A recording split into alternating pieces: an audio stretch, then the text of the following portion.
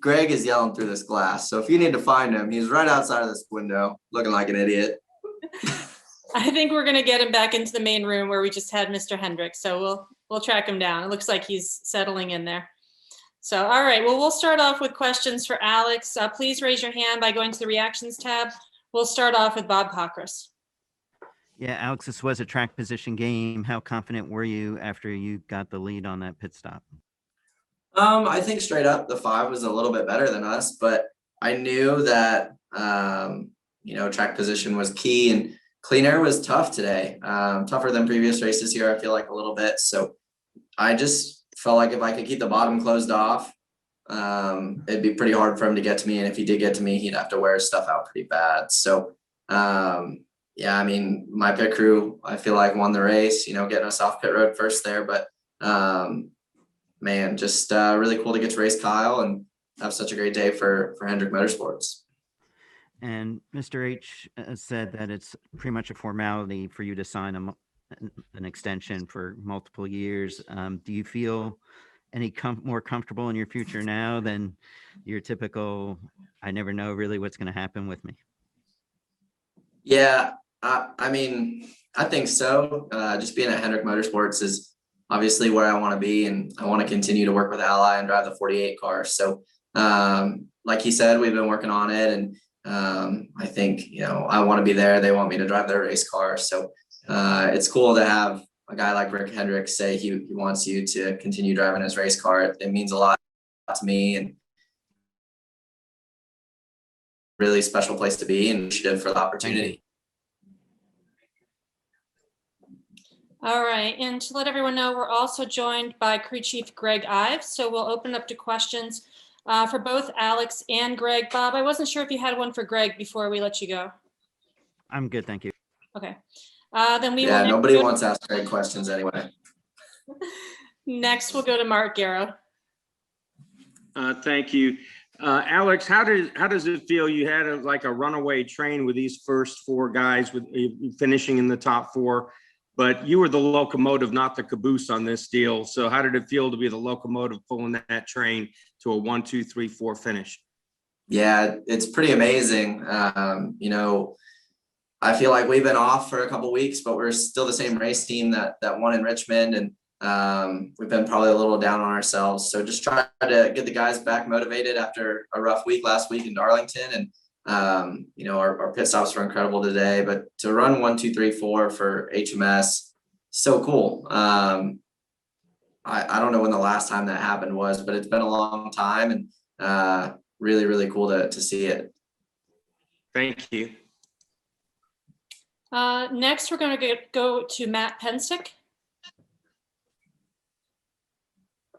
Hey, Alex, getting back to the pit stops that you and the pit crew, what was the reaction when you did this burnout in front of them? Was that for them because of what they were able to do for the team today?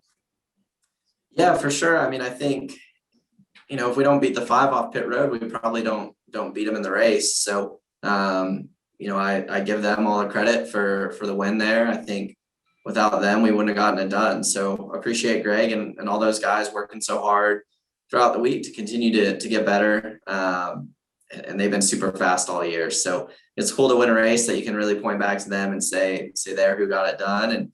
And was cool to be able to do that. I feel like other guys do that all the time. Their pit crews come to the wall, and I go to do burnouts and I can't even see any of my guys. So I yelled at them. I'm like, you guys got to come to the wall. So was really cool to get to do that.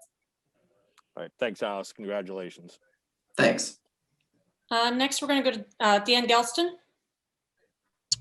Hey, Alex, what's the significance to you of both putting, obviously for yourself in victory lane, but just also the 48 and to getting Rick closer to the record for most wins by one team? Yeah, I just want to be the guy that ties them and beats them, right? Like all 4 of us want to be that guy. So it's cool to put us one closer. But yeah, I mean, I want to be the guy that gets those wins for Mr. H, because I feel like they're going to be, not that any wins not special, they're all really special, especially when you only have 4 of them. But I feel like I really want to be the guy that gets that done for him. Did it take him long to get that fire out? I don't know. I stopped paying attention. It's a long way from when I was on fire in New Hampshire, that's for sure. All right, next we're going to go to Dustin Long. Thank you. I've got a question for Alex and one for Greg. For Alex, certainly Greg has talked about in the past about pit road. I know you've talked about what the pit crew did today, but certainly there's a lot of things that take place with getting on pit road, getting off pit road. I guess kind of that attention to detail and just kind of how maybe Greg's helped or what you've kind of done to even be better on pit road so far. Yeah, Greg yells at me whenever I don't maximize my lights and my segments and my rolling times and average speed charts. At Hendrick Motorsports, we really like charts. So in our meetings, we talk about charts, and there's a lot of charts, and sometimes I look bad on those charts, and that's when Greg yells at me. But there's a lot of different pit road charts and ways to look at it.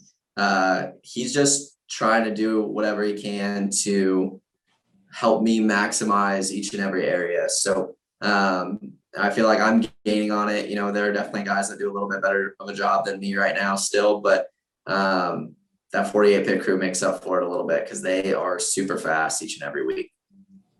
And Greg, you talked a couple of weeks ago about the pit crew and just kind of your philosophy, and you talked more about consistency as opposed to, make or break all the time. Can you kind of a little bit more detail about how you came to that philosophy, but also how does that philosophy work in a situation where it's kind of a winner take all pit stop, like on that last stop, and you guys, I think, had the fastest stop of the year? Yeah, I mean, for me, it's all about, Alex said the details of it, but also letting the guys kind of play in their own realm, in their own space, and they want to play at a high level. So it's all about creating comfort in that high level stress environment. The last couple of weeks, I've been putting them in a lot of changes, high stress environment, trying to get them to, go fast when they have to make a lot of adjustments. And I think it's kind of like a batter swinging a heavier bat. I created some uncomfortable situations. You weren't looking really good as far as times on pit road.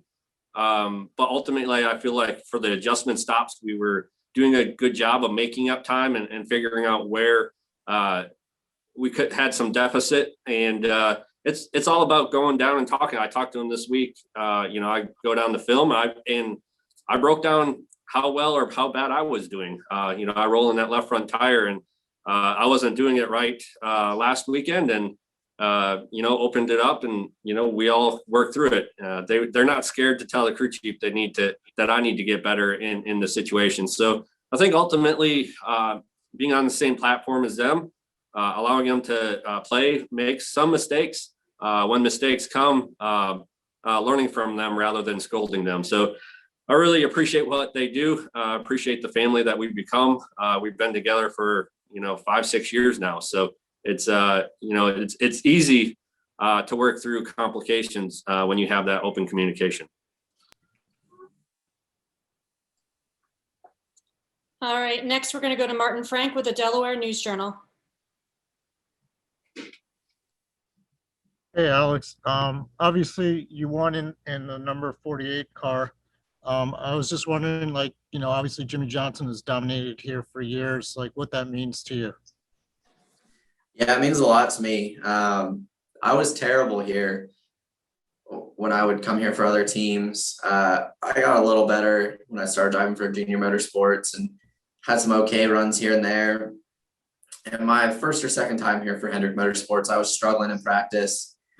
And I texted Jimmy and bugged him all night before the race and just tried to ask him what he does and how he approaches this place and what kind of line he runs. And I just stuck to that and really try to run like Jimmy did and run the Jimmy Johnson line and just be tight against the black and super disciplined and super patient. And kind of do some of the same things that he does with the throttle. And, the next year we came here, we were in second and third. And then last year we had a solid top 5, and we've kind of been good here ever since. So to win here with a 48 car is special, but to do it using I guess, tips that Jimmy taught me is pretty cool. Thank you. Thanks. Next, we're going to go to Andrew Curlin for a question for Greg.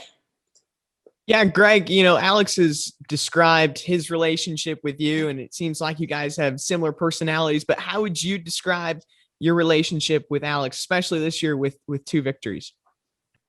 Oh, this question always is fun for Alex to pick on me a little bit, but yeah, I mean, we have a great relationship, and that's all because we love race cars.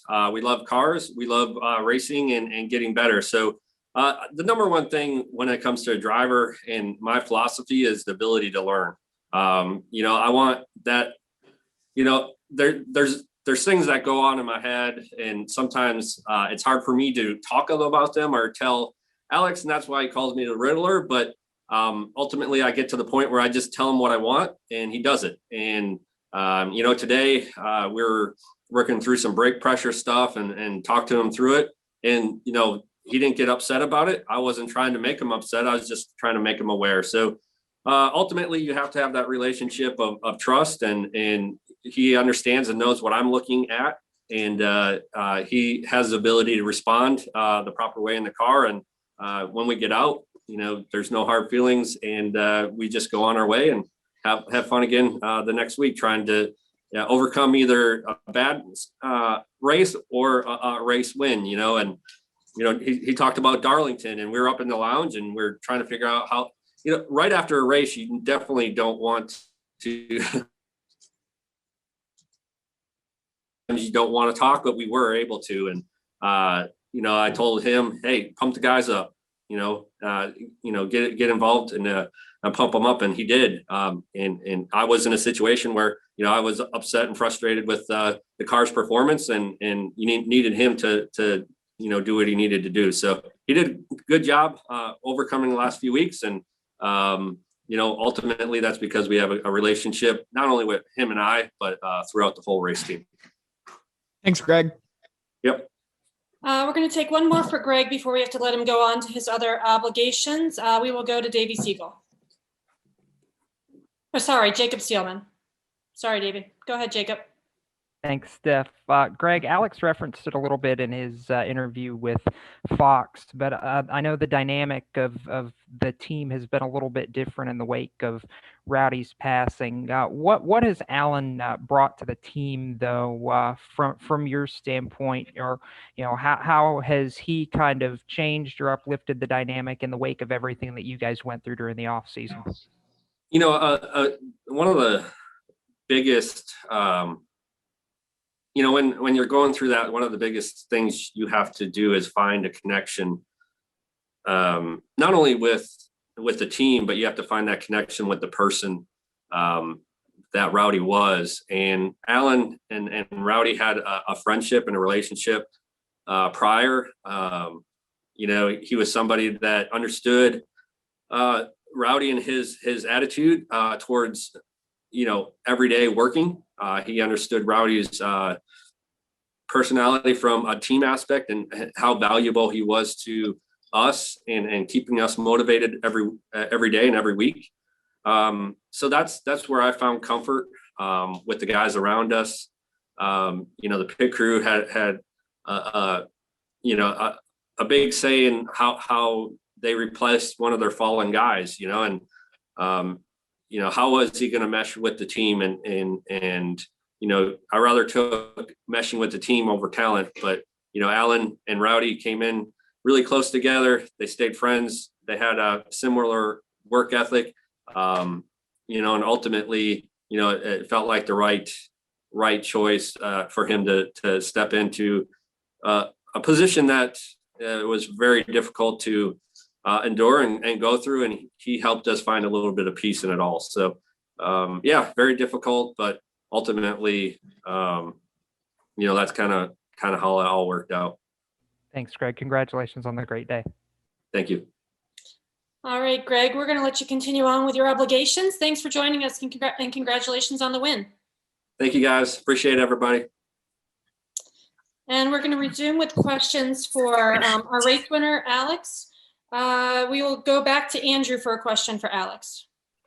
Yeah, Alex, I know you mentioned like your crew guys were able to hop up on the wall, kind of a staple celebration for Dover. But, with everything opening up starting this weekend, were you able to celebrate with them a little bit more than the Richmond victory? Yeah, for sure. They were all in victory lane, which was really cool. Means the world to get to share that with them when I think so much of it was influenced by them. So really, really cool. Just appreciative to get to do that with them, and really neat.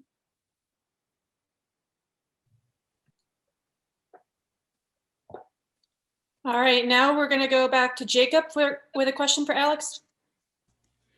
Thanks, Steph. Alex, first, congratulations. Wanted to get your take, if you've had a chance to work with the pit crew some this year, on what Alan's brought to the team. You referenced him in your victory lane interview, and obviously the stop was brilliant at the end. I think the fastest of anybody this season to get you out front.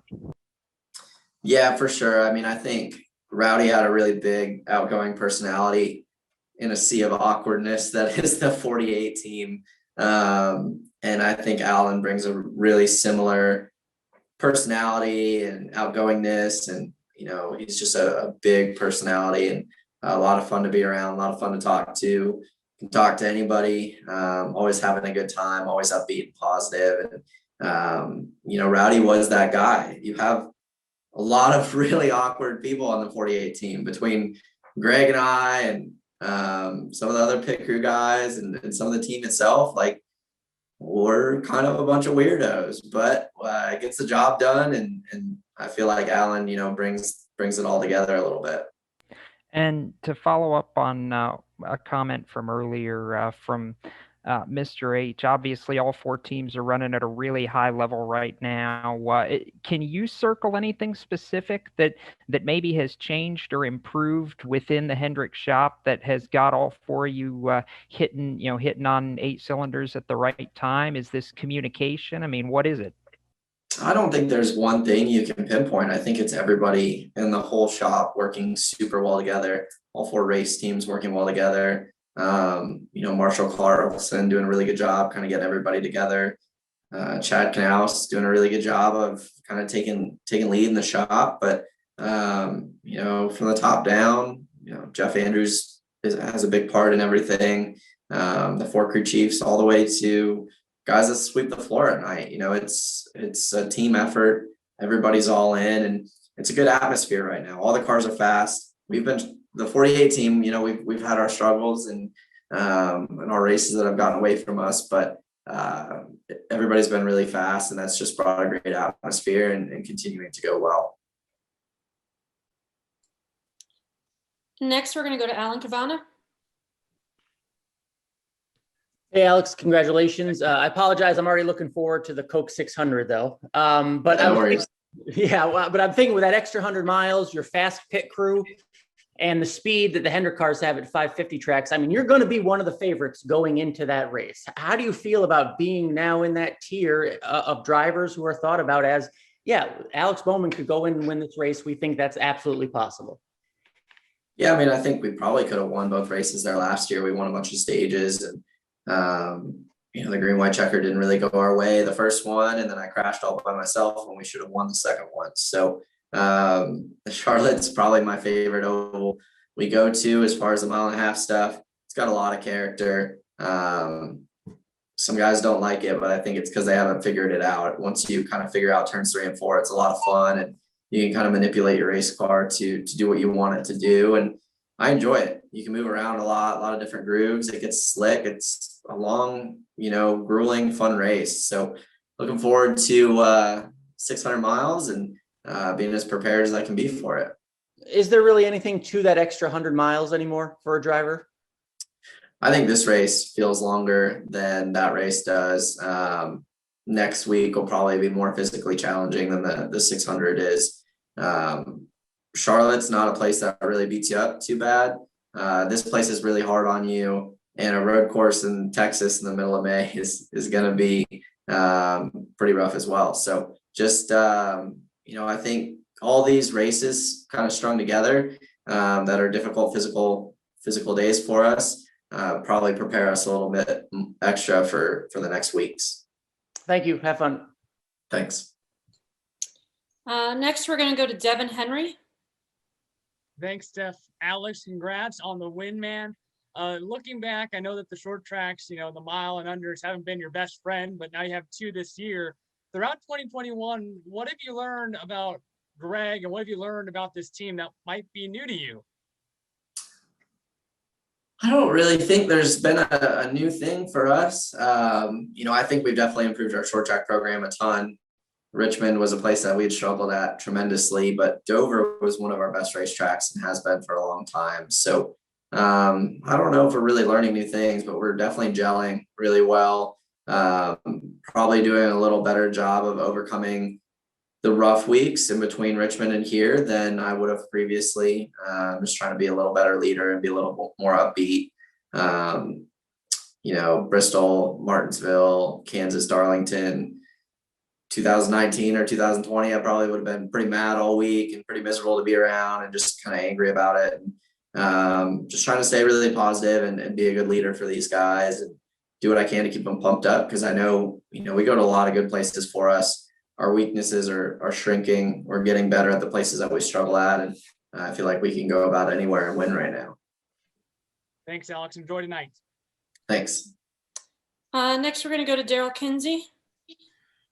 Alex, we heard a couple of your teammates had issues with the brakes during the race. Did you have any issues with yours? Was it just an issue of too much tape on the ducts or some of the track temp or anything like that? I haven't really talked to my teammates to know what they were fighting with. We had massive brake issues. Had no brakes. So got a long 400 laps pumping the brake pedal up, hoping they're going to work in the next corner. But, they worked when it counted. But we'll have to address what was wrong there, what we missed.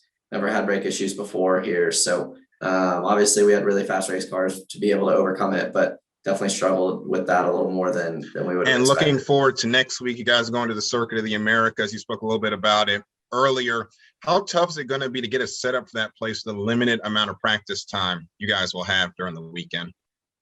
Yeah, I don't even know how much practice we do or don't have, but it's the same for everybody. So we just got to go there and try to hit it off the bat. Chase has been there, so that's a big help. It'll be crucial to learn from him, and it's crucial to learn from him anytime we go to a road course. He's so good at them. So just trying to improve. I feel like our weak point there is going to be me as a race car driver, but I feel like if I do my job and do a good job for the team, we'll have a good solid day. And thank you. Congratulations on the win today. Thanks. Next, we're going to go to Jeff Magliochetti. Thank you, Steph. Alex, congratulations. Thank you for joining us today. This time last year, the number 48 Hendrick Motorsports Chevrolet was one of the most talked about rides on the circuit in terms of who was going to fill that seat in 2021. How does it feel to vindicate the faith that Mr. H had in you when he named you the successor to Jimmy Johnson? Yeah, it's really cool. To come to a place like Dover that the 48s had so much success at and get a win here. We've never won here with Mr. Hendrick here. So it's so cool to be able to do that. Just really neat. I feel like throughout my career, I've had my fair share of doubters. So to be able to get 2 wins here to start off the season and, be having a good start to the year is really cool. And Mr. H said in his statements that, he took you aside before the season started. He told you, quote, "You can't be Jimmy Johnson light. We want you to be Alex Bowman." In your opinion, in your words, who is Alex Bowman, multiple-time race winner this year? Who is Alex Bowman? A race car driver / weirdo, awkward human. I don't know. I feel like I'm just a regular guy. Like I obviously really enjoy what I get to do. Put a lot of time and hard work into trying to be the best race car driver I can be. But, I don't have any like extravagant hobby, or I don't have this like super big personality. I'm not like a villain, like you see some of the other guys. And like, I guess I don't have that. I just kind of am myself. I like to spend time at home with my dogs. I have a small group of friends, spend a ton of time at my shop working on the sprint car stuff. I'm there every day that I'm not at Hendrick Motorsports or I'm in the simulator. I'm in my shop laying underneath a race car working on it. So yeah, that's all there is to it for my life. Well, whatever it is, it's working for you. Congratulations and keep up the good work. Yeah, thank you. I appreciate it. Next, we're going to go to Justin Palmer. Hey, Alex, congrats on the victory today. We're heading up on COTA and the Coca-Cola 600, where NASCAR will hold both practice and qualifying sessions for those weekends. Have you missed the extra time at the racetrack? And are you and the drivers ready for the potential to add more sessions onto the schedule now that restrictions are starting to get lifted across the country? I really enjoy the lack of practice. I feel like growing up, you'd show up, you get one hot lap session, you qualify, heat race, and race. Your whole day was from like 5 p.m. to 10 p.m. and you were done. So I enjoy kind of the compact schedule, but I'm also looking forward to being able to work with my race team and try to maximize our race car for Sunday's race, something we haven't done in quite a while. So it's going to be cool to be able to do it. But I'm not going to lie, I definitely like the schedule we have now for sure. Thank you, Alex, and congrats on today's victory. Thank you. All right, Alex. Well, thanks for joining us this evening. Congratulations on the win, and we will see you next week for that practice and qualifying. Yeah, thank you.